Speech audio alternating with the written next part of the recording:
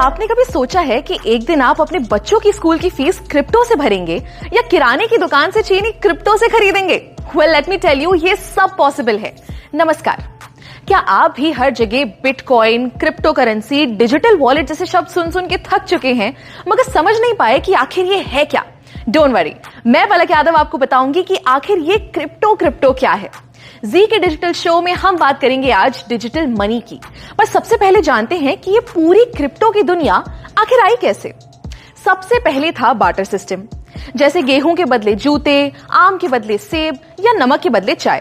मगर क्योंकि ये सिस्टम में बहुत सी दिक्कत थी, जैसे कोई आम के बदले सेब ना ले तो फिर मुद्राओं का इस्तेमाल शुरू हुआ। सोने के, चांदी के, तांबे के और भी तरीके के सिक्के इस्तेमाल होने लगे।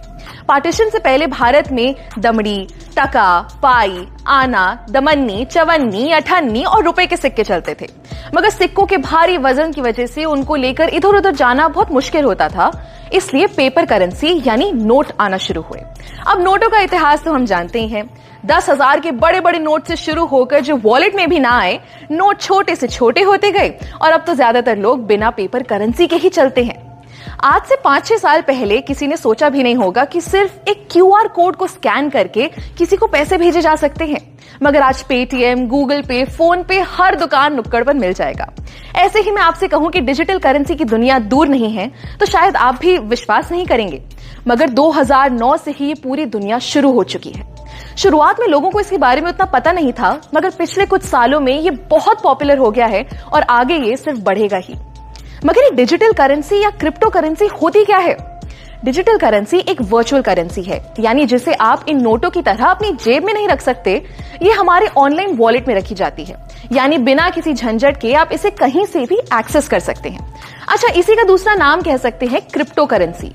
Crypto currency. अब करेंसी का मतलब तो हम समझते हैं पैसा, मगर ये क्रिप्टो किस भला का नाम है? क्रिप्टो मतलब छुपा हुआ या जो सीक्रेट हो, यानी कि आप क्रिप्टो करेंसी से अपने पैसे की जो भी ट्रांजैक्शन करेंगे या लेन देन करेंगे वो सब छुपा हुआ होगा और सिक्योर होगा।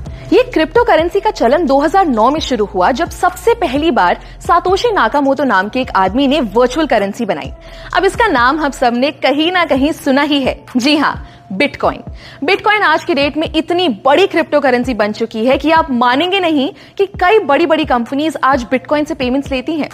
एक मजे की बात बताऊं, अगर आपने 2009 में एक बिटकॉइन खरीदा होता तो आज आपके पास बिना कुछ किए बैठे बिठाए करीब 16 लाख रुपए होते। मगर आज इथेरियम, डॉजकॉइन, टेथर जैसी 19,000 क्रिप्टो करेंसीज बन चुकी हैं। इन करेंसीज को हम खरीद सकते हैं, बेच सकते हैं और चाहे तो इनमें इन्वेस्ट भी कर सकते हैं। अब ये तो हम समझ गए कि क्रिप्टो करेंसी एक तरीके के ऐसे पैसे हैं जिन्हें हम छू नहीं सकते, मगर अगर हम इनसे खरीदेंगे या बेचेंगे तो इसे कोई कंट्रोल कर रहा होगा क्या? जी नहीं, यही खास बात है क्रिप्टो करेंसी की। इसे कोई थर्ड पार्टी जैसे कोई बैंक या कोई सरकार कंट्रोल नहीं करती, यानी कि ये डिसेंट्रलाइज्ड होता है। पूरे ट्रेडिशनल बैंकिंग सिस्टम को तोड़ते हुए क्रिप्टो की ट्रांजैक्शन सीधे एक वॉलेट से दूसरे वॉलेट में होती है। क्रिप्टो करेंसी को पहले उतनी मान्यता नहीं मिली थी। भारत जैसे कई देशों में इसका इस्तेमाल बैन था, मगर धीरे धीरे बहुत से देशों में ये लीगल हो चुका है। मार्च 2020 में भी इंडिया ने क्रिप्टो करेंसी से बैन हटा दिया।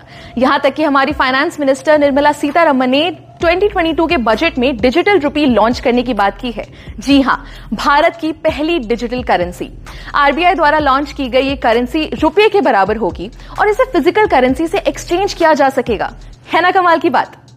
दोस्तों, क्रिप्टो की ये दुनिया जितनी बड़ी है उतनी ही इंटरेस्टिंग भी है, तो इनके बारे में हम जितना जाने उतना कम रहेगा। अगली वीडियो में हम आपको बताएंगे क्रिप्टो से जुड़े एक बहुत अहम चीज के बारे में जिसका नाम है ब्लॉकचेन। तब तक के लिए स्टे ट्यून्ड और देखते रहिए जी न्यूज़ डिजिटल।